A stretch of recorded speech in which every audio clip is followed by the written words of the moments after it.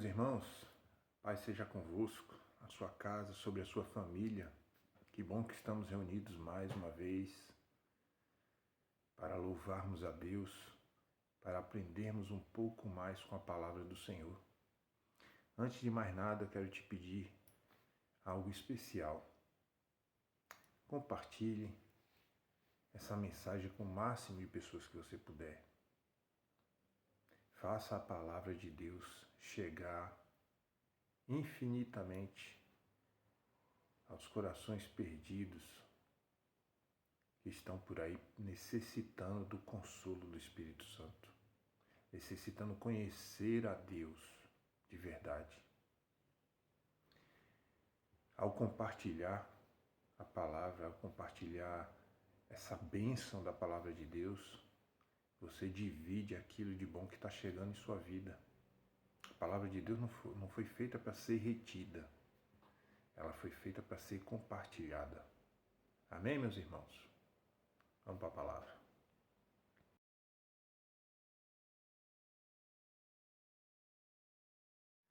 A palavra de hoje se encontra no Evangelho de Jesus segundo Lucas, capítulo 16, do versículo 19 ao 31. A parábola do rico e o Lázaro. Ora, havia um homem rico e vestia-se de púrpura e de linho finíssimo, e vivia todos os dias, regalada e esplendidamente. Havia também um certo mendigo, chamado Lázaro, que jazia cheio de chagas à porta daquele, e desejava alimentar-se com as migalhas que caíam da mesa do rico. E os próprios cães vinham lamber-lhe as chagas. E aconteceu que o mendigo morreu, e foi levado pelos anjos para o seio de Abraão. E morreu também o rico, e foi sepultado. E no Hades ergueu os olhos, estando em tormentos, e viu ao longe Abraão e Lázaro no seu seio. E clamando disse: Pai Abraão, tem misericórdia de mim, e manda a Lázaro que molhe na água a ponta do seu dedo, e me refresque a língua, porque estou atormentado nesta chama. Disse, porém, Abraão: Filho, lembra-te de que recebeste os teus bens em tua vida, e Lázaro somente males, e agora este é consolado, e tu atormentado. E além disso, está posto um grande abismo entre nós e vós, de sorte que os que quisessem passar daqui para vós não poderiam, nem tampouco os de lá passar para cá. E disse ele: Rogo-te, pois, ó Pai, que eu mandes à casa de meu pai, pois tenho 5 irmãos, para que lhes dê testemunho, a fim de que não venham também para este lugar de tormento. Disse-lhe Abraão: Tem Moisés e os profetas, ouça-nos. E disse ele: Não, pai Abraão, mas se algum dos mortos fosse ter com eles, arrepender-se-iam. Porém Abraão lhe disse: Se não ouvem a Moisés e aos profetas, tampouco acreditarão, ainda que alguns dos mortos ressuscite. Meu irmão, essa passagem já foi elucidada aí em novelas, né? Até com um pouco de ficção, mas o importante é entender realmente o que essa passagem quer dizer. Jesus conta essa parábola num contexto em que os fariseus achavam que poderiam desprezar pessoas por falta de condição financeira, por serem, aos olhos dele, menores do que eles mesmos. Mas existe muito mais a ser entendido nessa passagem. Meu irmão, minha irmã, a palavra de Deus não é uma brincadeira. É sério o que está sendo dito aqui. Sabe, são poucos os pregadores hoje em dia que falam sobre a vida após a morte, sobre o inferno. O que a gente mais ouve por aí é, se você crê em Deus, você vai ter sua casa própria, você vai ter seu carro novo. Sabe, infelizmente a pregação em alguns lugares está desviada.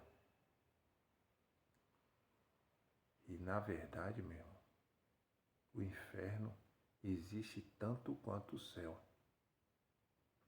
E quando a gente morre, só existe dois caminhos: ou o céu ou o inferno. Aqui, nessa passagem, nós temos bem definido o rico, com toda a sua pompa, com toda a sua luxúria, né, de se vestir bem todos os dias, de aparecer, de ostentar, que ele tinha para viver e se vestir, fazer o que quisesse. Vivia uma vida ostentativa, de banquetes, de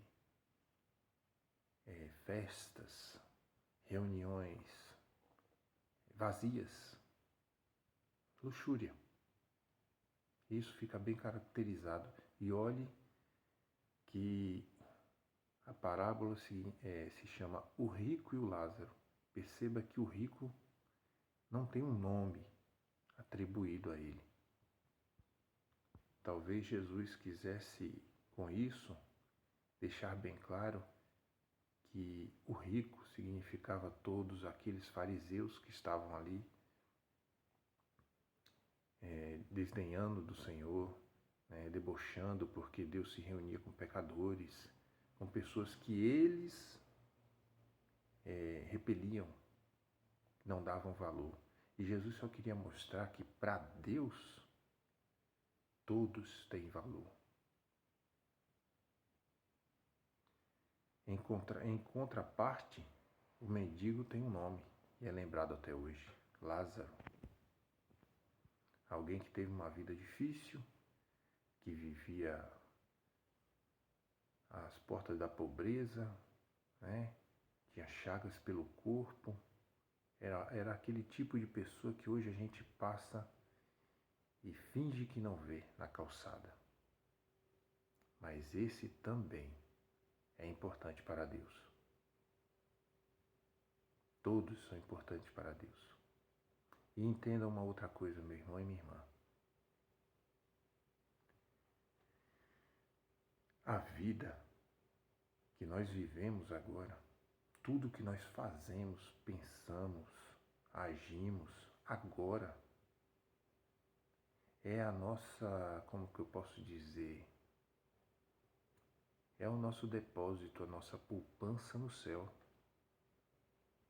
Você será julgado por tudo que está vivendo aqui e como está vivendo. Deus nos deu a vida, meu irmão e minha irmã, mas foi para viver em louvor a Ele, para viver por Ele. Novamente eu toco numa passagem em que, se você se aprofundar, se você se permitir, você vai entender. Sabe, é uma definição da vida da gente, como tem que ser. Mateus 6,33. Antes buscai ao reino do Senhor e a sua justiça, e o resto lhe será acrescentado. É nessa ordem, meu irmão. Nós não estamos aqui para viver nossas vontades, que são mesquinhas, que são egoístas. Nós estamos aqui para viver por Deus, por Jesus que deu sua vida por nós. Essa é a primícia. E vivendo para Deus, preocupados, dispostos a vivermos para a vontade de Deus, o resto nos será acrescentado. O resto que a palavra está dizendo é todo o resto aqui desse mundo.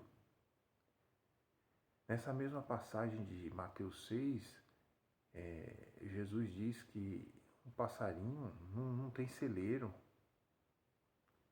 ele não junta riquezas, não junta comida, mas ele tem comida e água e ele tem lugar para se esconder da chuva, porque Deus providencia. Nós que somos mais importantes para Deus do que um passarinho, você acha que Deus vai lhe deixar sem um teto, sem comida, sem água? Impossível, meu irmão. Impossível, porque Deus honra a palavra dele. Então, meu irmão, busca a direção certa. Busque obedecer a Deus e fazer as coisas conforme ele nos ensinou. Busque ao Senhor e a sua justiça, o resto lhe será acrescentado. É assim que a vitória, que o sucesso, que o progresso chega à nossa vida, quando colocamos Deus em primeiro lugar, como tem que ser. Perceba aqui, que quando o rico, já no Hades, que é o inferno, as palavras dele mostram que ele não se arrependeu da vida que levou. Ele sabe por que está ali, ele tem consciência do porquê ele está ali. E ele não se arrependeu. Pelo contrário, ele só mostra que não mudou. Ele usa o fato, de ser descendente de Abraão, se reporta a Abraão como pai, mas mesmo estando no inferno, nessa condição que é imutável, ele tenta se aproveitar de Lázaro, trata Lázaro como servo e pede o quê? Que Lázaro vá lá molhar a ponta do dedo e leve até ele e sirva ele. Ele continua o mesmo. Quando uma outra prova disso é quando ele pede a Abraão que mande alguém que já morreu até os irmãos dele, até a casa do pai dele, porque ele tinha 5 irmãos, para que os irmãos não parassem naquele lugar. Novamente, o rico mostra que não aprendeu nada. Ele quer que a vontade dele seja feita, que as coisas sejam feitas como ele quer. Prova disso é que Abraão responde: vocês têm Moisés e os profetas, ouçam. Ele fala: não. Mande alguém que já morreu. E aí eles vão acreditar. Nós conhecemos um outro Lázaro na história.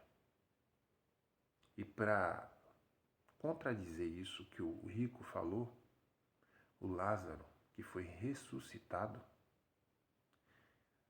por Jesus, após ser ressuscitado, ele foi procurado por alguns que queriam matá-lo. Então, alguém que voltou dos mortos não foi suficiente para converter as pessoas. Meu irmão, é sério. É sério, meu irmão. A vida da gente não pode se resumir a deleites próprios. Tudo que você faz hoje e acha que é certo, está errado.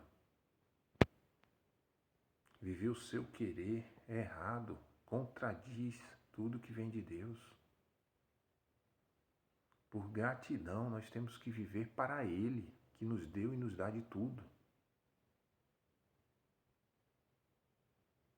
Resumindo, porque eu não quero me estender tanto, meu irmão, perceba os ensinamentos dessa passagem.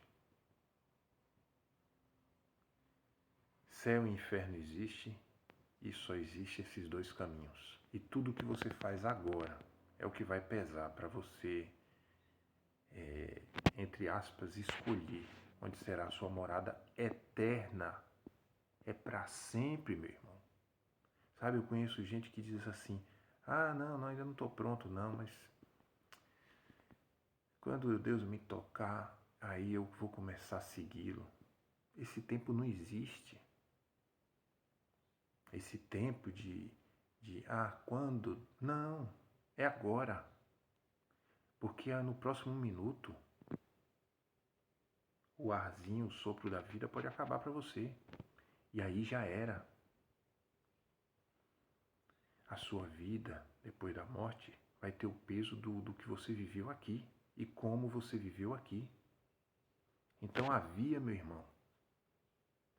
Sai dessa vida de ilusão, de engano e vai viver para Jesus. A vida não é só isso aqui. A vida de verdade está nos esperando. E você quer viver ela onde? No inferno? Ou no céu com Deus? Acorda, meu irmão. Acorda, minha irmã. É sério. Você pensa que tem tempo, mas você não tem. O tempo é já, é agora. É esse momento em que você está respirando. É o tempo que você tem. Acorde. Acorde e busca o Senhor enquanto se pode achar. Porque depois que a morte vier, será tarde demais. Atentem, irmão, para essa passagem. Arrependei-vos e buscai o Senhor. E somente desse jeito a gente alcança Ele. Veja novamente que o rico foi para o inferno e mesmo assim não se arrependeu. Além de que ele sabia porque estava lá, ele estava dando continuidade à forma errada que vivia na terra.